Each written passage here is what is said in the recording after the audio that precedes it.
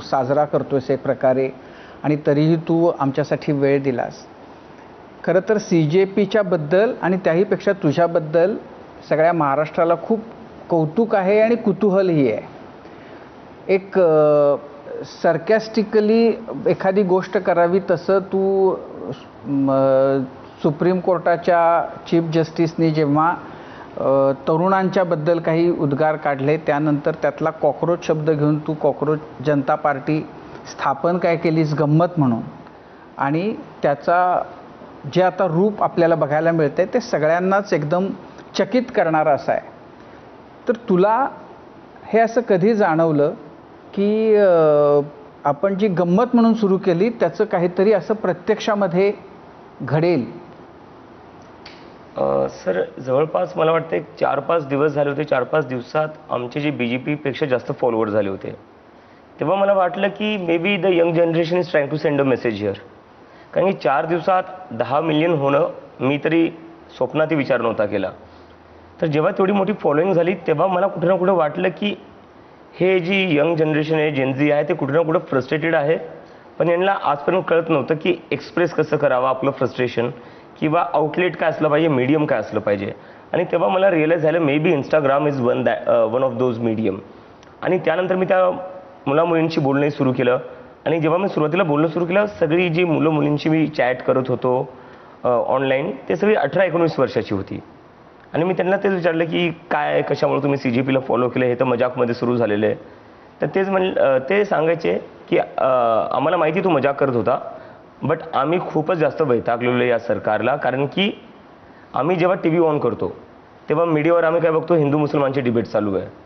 किंवा आम्ही नरेंद्र मोदींचं कव्हरेज बघतो तेव्हा काय चालू की आप थकते क्यों नहीं हो, आप टॉनिक कौन सी लेते हो, आप आम कैसे खातो, ते या प्रकारच्या सगळ्या गोष्टी. आणि त्यात त्यांचं असं म्हणणं होतं की आमची काय स्थिती आहे, एज्युकेशन सिस्टम अनअफोर्डेबल झालेलं आहे. आज पहिली दुसरी जरी मुलगा मुलगी शिकत असेल 1-1 लाख फीस झालेली आहे. आई वडिलांची तेवढी कमाई नाही. एका मिडल क्लास किंवा लोअर मिडल क्लासचं बघायला गेलं त्यांची तेवढी कमाई नाही जेवढी त्यांना मुलांची फीस भरावं लागते. तेवढ्या लाईफटाईम सेव्हिंग्ज नसतात कोणाच्या, तेवढी त्यांना फीस भरावं लागते. तर हे देशात चाललं काय ह्या जेनझीला ते कळत नव्हतं. कारण की ह्या मुलंही कॉलेजची फीस भरतात. ते म्हणतात इंजिनिअरिंग कॉलेजची जर फीस 2-2, 3-3 लाख असेल तर जो माणूस चांगल्या जॉबला नाही आहे, जो 20-25 हजार महिन्याचं कमवतोय, 30 हजार कमवतोय, तो कुठून त्याच्या मुलांचं एज्युकेशन अफोर्ड करेल. आणि तेच मुलांनाही कुठे ना कुठे वाटत होतं की यार आमच्या एज्युकेशनचं कसं करणार. आई वडिलांवर किती जास्त प्रेशर येतो फायनान्शियल हे त्या मुलांपेक्षा कोणाला बेटर माहिती आहे. आणि तरीही त्यांना वाटलं की यावर कोणीच बोलायला तयार नाही आहे, यावर कोणताच नेता काही बोलत नाही, यावर कोणताच पॉलिटिशियन काही बोलत नाही आहे. आणि सरकारची प्रायोरिटी काय, सरकारची प्रायोरिटी आहे विनिंग इलेक्शन्स आफ्टर इलेक्शन्स. आणि ते पण कसल्या बेसिसवर, बटोगे की कटोगो. महाराष्ट्रात UPमध्ये शमशान बनना चाहिए या कब्रिस्तान बनना चाहिए. तर कुठं ना कुठं इंडियाचं जे पॉलिटिक्स आहे, इंडियाचे जे पॉलिटिशियन्स आहे ते कम्प्लिटली ह्या यंगर जनरेशनपासून डिस्कनेक्टेड झालेले होते. आणि यांच्याशी तुम्ही डायलॉग केला नाही, तुम्ही एंगेज केलं नाही त्यांना, त्यामुळे ते फ्रस्ट्रेट होणारच. आणि ते फ्रस्ट्रेशन कधी ना कधी निघणारच होतं. It just was an accident की CJP थ्रू ते फ्रस्ट्रेशन बाहेर पडलं.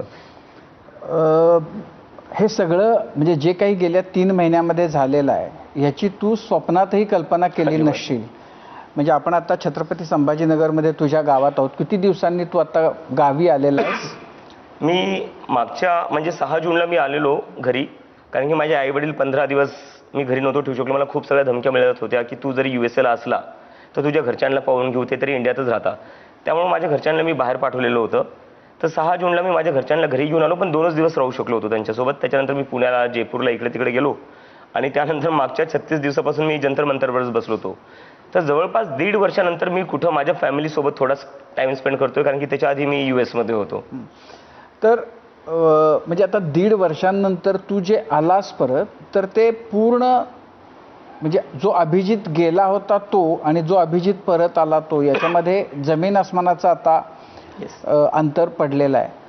पण ह्या तरुणाईचं नेतृत्व एक प्रकारे आपल्याकडं येईल असं तुला कोणत्या क्षणी वाटलं की अरे हे काहीतरी होतंय, आपण गंमत म्हणून का होईना हे सुरू केलं पण आता ते प्रत्यक्षात घडतंय आणि त्याचं नेतृत्व आता आपल्याला करायला लागतंय. तर त्याच्यासाठी तू स्वतः मेंटली काय कसं प्रिपेअर केलं? जास्त सर तुम्ही जी पहिली गोष्ट बोलली मी त्याच्यावर विचार नव्हता केला. जो अभिजित गेला, जो अभिजित वापस आला. बट मी जेव्हा गेलो होतो मीही डिसअपॉइंटेड होऊनच गेलो होतो सर. कारण की मी पॉलिटिक्समध्ये 2 वर्ष काम केलं होतं.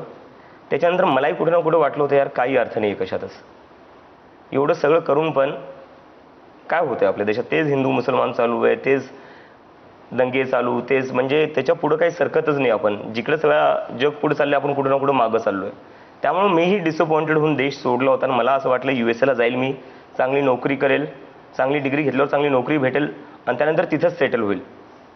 आणि जो अभिजित वापस आला तिथं CJP मुळे फक्त बाकी युवकांना होप नाही भेटली, ती मलाही होप भेटली. आजपर्यंत आम्ही दुसऱ्यांकडून अपेक्षा करायचो की देशाचं काही झालं पाहिजे, काही करता आलं पाहिजे, पण CJP थ्रू मलाही होप भेटली आणि CJP मुळेच मी वापस आलो की नाही आता ऑपॉर्च्युनिटी भेटली तर आतापर्यंत दुसऱ्यांकडून अपेक्षा लावून बसत होतो, आता स्वतः काहीतरी करून बघू. आणि त्यामुळे मी पण एका होपनी वापस आलो. When I went to USA I was totally hopeless, but I came back with a hope. पण आता तू काय बघतोयस, म्हणजे CJPला तू कुठं बघतोयस? धर्मेंद्र प्रधानांचा राजीनामा झाला, तुमची जी प्रमुख एक मागणी होती ती मान्य झाली. आता परीक्षांमधले पेपर फुटणं, परीक्षांमधले गैरव्यवहार, घोटाळे याच्यामुळं सगळेजण त्रस्त आहेत, त्याच्याबद्दल सरकारनं आता काहीतरी केलं. तर आता CJPच्या अस्तित्वाच्यासाठी काय आहे तुमच्याकडं? सर, जसं मी तुम्हाला थोड्या वेळ आधी सांगत होतो की हे या जेनझीचं जे कोर फ्रस्ट्रेशन आहे ते आहे की त्यांना डिसमिस केलं जातं. Because the way they communicate, the way they behave, त्याच्यामुळे त्यांना कम्प्लिटली डिसमिस करण्यात जातं की यांची भाषा काय आहे, हे वागतात कसे, हे नुसते इंस्टाग्रामवर नाचत राहतात. त्यामुळे त्यांना डिसमिस करतात. नाचतात तर काय करतात, रस्त्यावर येऊन दंगे तर नाही करते ना, इंस्टाग्रामवरच नाचतायत आणि चांगली गोष्ट आहे. कमीत कमी रस्त्यावर येऊन माज नाही दाखवते, उत्पात नाही करत आहे, तर चांगली गोष्ट आहे. ते डिसमिस नाही केलं पाहिजे. आणि त्यांचं कोर फ्रस्ट्रेशन जे हे होतं की त्यांच्याबद्दल कोणी बोलायलाच तयार नाही आहे. आपल्या देशाची जी पॉप्युलेशन आहे त्या पॉप्युलेशनमध्ये 60% लोक 35च्या वयाच्या खालची आहे आणि त्या लोकांबद्दल कोणी बोलायलाच तयार नाही आहे. तर असं किती दिवस ते लोक इग्नोर केल्या जातील आणि त्यामुळे त्यांना ते इग्नोर झालेलं फील होत होतं. तर CJPचं जे काही पुढचं पाऊल असेल, आता तर आमच्याकडून एक प्रोटेस्ट झाला आणि तो प्रोटेस्ट सक्सेसफुली झाला, तर याच्यानंतर आमची जबाबदारी जास्त वाढलेली आहे, पण लोकांच्या अपेक्षाही तेवढ्याच वाढलेल्या आहे. त्यामुळं आम्हाला त्याच चुका नाही करायच्या ज्या बाकी लोकांनी केल्या आणि आम्हाला जेनझीला इग्नोर करून किंवा त्यांना न विचारता कुठलाही डिसिजन नाही घ्यायचा आहे. सो आमचं जी पुढची नेक्स्ट स्टेप असेल दॅट इज टू फर्स्ट सगळे हे जेवढे आलेले होते लोक जंतर मंतरला त्यांना रिच आउट करणं, त्यांच्याकडून समजून घेणं की अजून पुढे काय केलं पाहिजे. आणि फक्त जे लोक जंतर मंतरला आली होती तेच नाही, आम्ही देशाच्या वेगळ्या वेगळ्या भागात जाणार आहे, आम्ही तिथं एक मीटिंग्स करणारे, पब्लिक मीटिंग करू आम्ही लोकांसोबत आणि आम्ही त्यांच्याकडून समजून घेऊ की आता CJPने काय केलं पाहिजे. कारण की आम्ही जर त्यांना विचारून काही केलं नाही, AC रूममध्ये बसून आम्ही निर्णय घेतले की नाही पुढचा मुद्दा हा असला पाहिजे, पुढचा मुद्दा तो असला पाहिजे, त्याला काही अर्थ नाही आहे. नाही, पण हे या पद्धतीनं निर्णय घेणं हे काही सोपी गोष्ट नाही आहे. बरोबर. म्हणजे हे बोलायला खूप सोपं आहे, पण हे